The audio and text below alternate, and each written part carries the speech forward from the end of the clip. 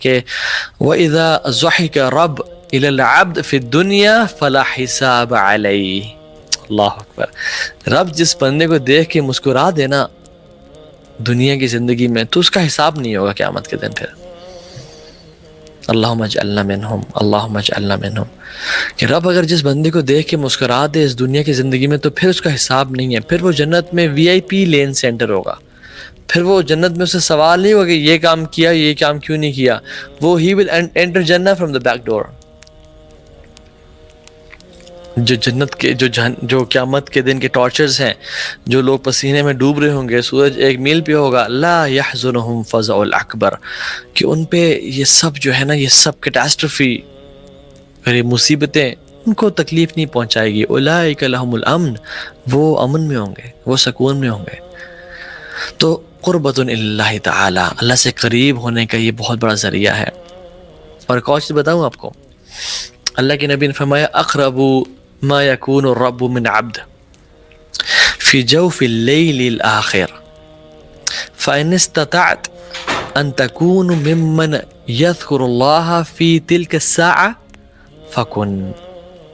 آپ نے فرمایا صلی اللہ علیہ وسلم کہ انسان سب سے زیادہ جو قریب ہوتا ہے اپنے رب کے، وہ اس پورشن میں ہوتا ہے رات کے، یعنی last third of the night. فی جوف اللیل الآخر او آخر، جو شخص اللہ کی کا استطاعت رکھتا ہے کہ وہ اس میں اٹھ کے اللہ کا ذکر کر سکے، فکن، تو وہ لازمی کرے. اس کو چاہیے کہ اس اپرچونٹی کو کبھی مس نہ کرے، کیونکہ یہ قربۃ اللہ تعالی، یہ اللہ کے قریب ہونے کا ذریعہ ہے. اور میں آپ کو بات بتاؤں، when I was coming to this lecture and I was thinking کہ اللہ تعالیٰ سے انسان کب سب سے زیادہ قریب ہوتا ہے، کب کون سا ایسے مومنٹ ہے جس میں انسان اللہ رب العالمین سے، اپنے رب سے، اپنے مالک سے، اپنے پیدا کرنے والے سے، فاطر السماوات والارض سے، بدیع السماوات والارض سے کب سب سے زیادہ قریب ہوتا ہے؟ تو وہ پتہ ہے کون سا مومنٹ ہے؟ دیٹ از دا مومنٹ جب انسان سجدے کی حالت میں ہوتا ہے تہجد کے ٹائم پہ. یہ انسان سب سے زیادہ اللہ کے قریب ہوتا ہے. کیوں؟ کیونکہ اللہ کے نبی نے ایک دو حدیث میں فرمایا کہ اقرب ما یکون العبد من ربہ وہو ساجد فاکثر الدعاء، کہ انسان اللہ سے سب سے زیادہ قریب تب ہوتا ہے جب وہ سجدے کی حالت میں ہے. اور دوسری یہ حدیث بھی آگے کہ اقرب ما یکون الرب من عبد فی جوف اللیل الآخر، کہ انسان اپنے رب سے سب سے زیادہ قریب ہوتا ہے رات کے آخری حصے میں. Now we know from the principles of عقیدہ کہ اللہ سبحانہ وتعالیٰ ثم استوى علی العرش، عرش پہ مستوی ہیں، اور ان کا علم جو ہے فزیکلی اللہ سبحانہ وتعالیٰ اپنے عرش پہ موجود ہیں. I hope this every Muslim knows about it. اور اللہ رب العالمین اپنے علم سے ہر جگہ پہ موجود ہیں، یعنی he knows each and everything. He knows ہم تمہارے شارک سے بھی زیادہ قریب ہیں، ٹھیک ہے؟ تو لیکن فزیکلی اللہ سبحانہ وتعالیٰ اپنے عرش پہ موجود ہیں. ثم استوى علی العرش الرحمن علی العرش استوى، الرحمن عرش کے اوپر مستوی ہے، ٹھیک ہے؟ But a person is closer to Allah subhanahu wa ta'ala when Allah subhanahu wa ta'ala physically comes to the first heaven, and that person is at the lowest of his posture، جو سجدے کی حالت میں ہوتا ہے. this is the moment کہ اللہ بھی پہلے آسمان پہ ہے اور انسان بھی سجدے میں ہے، کہ جب انسان اللہ سے سب سے زیادہ قریب ہوتا ہے. اور یہ قیام اللیل کا ٹائم ہے، تو اس اپرچونٹی کو مس نہ کریں، بیکاز تہجد نیور فیلز اینی ون. دعا میڈ ایٹ تہجد is like an arrow which never skips its target. یہ ایک ایسا نشانہ ہے جو کبھی اپنے ٹارگیٹ کو مس نہیں کرتا.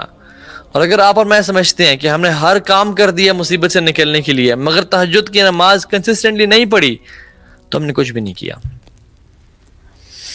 اور تیسری چیز وَمَنْهَاتًا عَنِ الْإِثْمِ، کہ یہ وَمَنْهَاتًا عَنِ الْإِثْمِ کا مطلب یہ ہے کہ یہ گناہوں سے انسان کو دور کرتا ہے.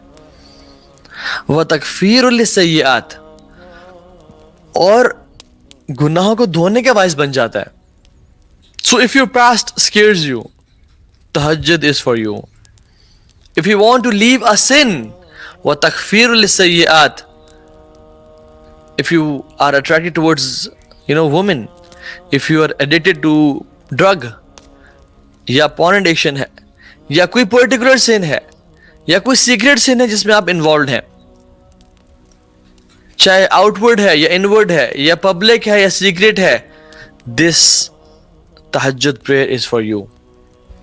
وَمَنْهَاتٌ عَنِ الْإِثْمِ وَتَكْفِيرٌ لِلسَّيِّئَاتِ, کہ یہ گناہوں سے انسان کو دور کرتا ہے اور یہ خطا کاروں کو, جو لوگوں نے اپنے نفسوں پہ ظلم کر دیا, ان کے گناہوں کو دھو ڈالتا ہے.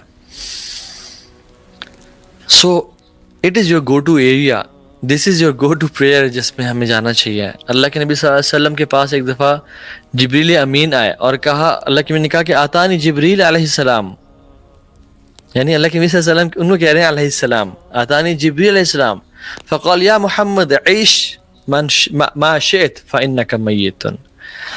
اے محمد آپ رہیں جب تک زندہ رہنا چاہتے ہیں, لیکن ایک دن آپ کو رب سے ملنا ہے, ایک دن آپ کو ایک دن آپ وفات پا جائیں گے. وحبب من شئت فإنک مفارقہ, جس سے آپ مرضی محبت کرنا چاہتے ہیں آپ کریں, لیکن ایک دن جدائی کا وقت آ جائے گا. اور مفارقت یعنی your meetings, your love will be followed by a departure. وَعْمَلْ مَا شِئْتَ فَإِنَّكَ مَجْزِيٌ بِهِ, جو کام آپ نے کرنا ہے کریں, اس کا بدلہ ملے گا. ثم قال یا محمد, اور پھر کہا ہے محمد صلی اللہ علیہ وسلم, شرف المؤمن قیام باللیل. ایک بات یاد رکھیں کہ جو مومن کا شرف ہے اور آنر ہے اور ڈگنیٹی ہے, وہ کس چیز میں ہے؟ قیام اللیل میں. وعزہ الاستغناء من الناس, استغناء عن الناس, اور اس کی جو عزت ہے, جو اس کی تکریم ہے, وہ لوگوں سے غنی ہونے میں ہے, یعنی لوگوں پہ ڈیپینڈنٹ نہ ہونے میں ہے. سبحان اللہ, رسول اللہ صلی اللہ علیہ وسلم کو جبریل علیہ السلام بڑے ایک برادرلی طریقے میں, ایک بیسٹ فرینڈ کے طرح سے ان کے پاس آ کے, اور no doubt Jibreel was one of the best friends of رسول اللہ صلی اللہ علیہ وسلم, ٹھیک ہے, آگے ڈفرینٹ باتوں کی بتاتے ہیں ان کو, اور کہتے ہیں کہ لیکن جان لیں کہ جو مومن کا شرف ہے نا, اور عزت ہے اور آنر ہے, وہ قیام اللیل میں ہے. اور لوگوں کی جو رسپیکٹ ہے وہ لوگوں سے غنی ہو جانے میں ہے. سو بات کیا ہے کہ جو لائف کا کرکس ہے وہ یہ ہے کہ ہر انسان چاہتا ہے کہ اس کو عزت ملے, اس کو آنریبل ہو, وہ سکسیسفل ہو, اور ہر انسان چاہتا ہے کہ لوگ اس کی عزت کریں. تو کیا کریں؟ قیام اللیل کی نماز پڑھیں اور لوگوں پہ ڈیپینڈنٹ نہ رہیں. And this is an honor Allah will publicize even if you don't want it.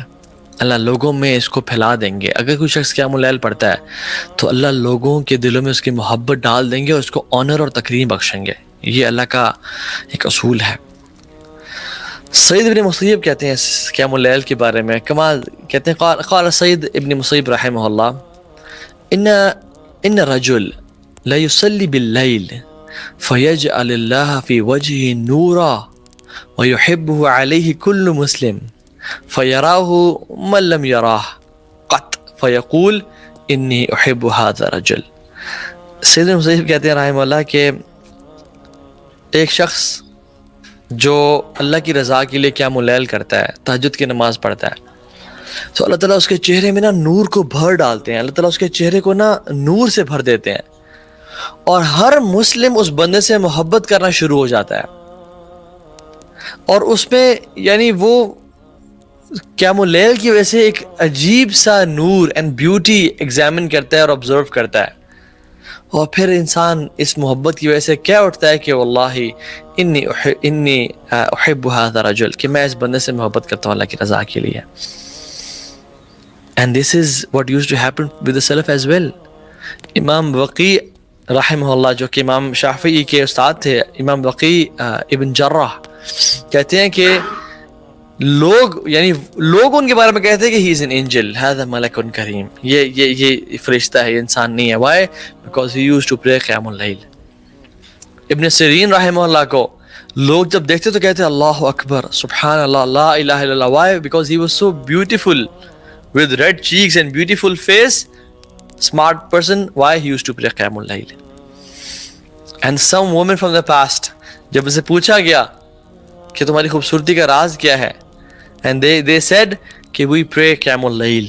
Why? Because it beautified the faces. Although یہ main reason نہیں ہونا چاہیے انسان کا کہ I pray Qiyam al-Layl to beautify. لیکن these are side benefits. No doubt جو شخص پڑھے گا Qiyam al-Layl اس کو اللہ سبحانہ وتعالیٰ نصیب کریں گے یہ سب. عطا رحمہ اللہ نے بہت کچھ کہا کہ جو شخص پڑھتا ہے اس کی آنکھوں میں جو ہے نا نور ہوتا ہے, اس کے چہرے پہ ایک وجاہت ہوتی ہے, اس کے جسم میں انرجی ہوتی ہے, اور جب وہ صبح اٹھتا ہے he wakes up full of energy and people love him like crazy.